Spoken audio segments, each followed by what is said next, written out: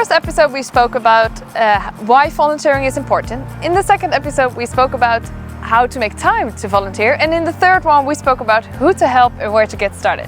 But in this episode we are ready to take action. Let go of the fear of doing it alone by doing it with your friends. So get yourself together and find 2 or 3 friends that would like to join you in this voluntary journey. Find an activity that you really like to do, and then figure out in what way that can help anybody else. Will you raise money? Or will you raise awareness? Or is the activity you do actually doing something for an organization directly? A good idea can be to organize a fundraising dinner with your friends.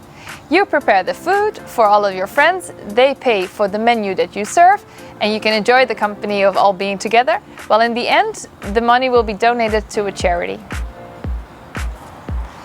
Another good idea can be to sell old clothes or cool interior finds on a market or through Marketplace with your friends.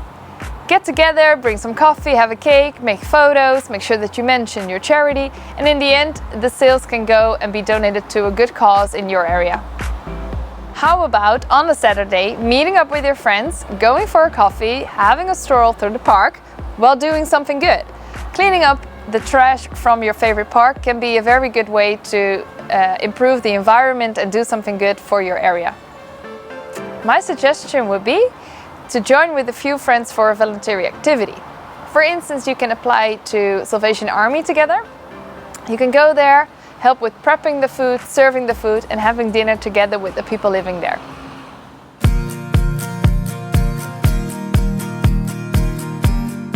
Okay, now it's time to roll up your sleeve, get your friends together and take action. Could you use some help? We from the Sunshine Journey and the City Made by People would love to help you out. And don't forget to share your journey. We would love to see your experience, your emotions, and how you feel about it. Share your ideas and thoughts of what you would like to organize with us on our socials, and we'd be happy to help you, give you feedback, and support you.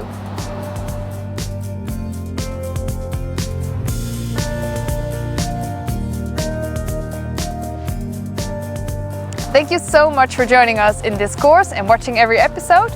We hope you feel very inspired by all the tips and tricks you got, and we really can't wait to hear about your stories on volunteering. And don't forget, helping others can also help yourself.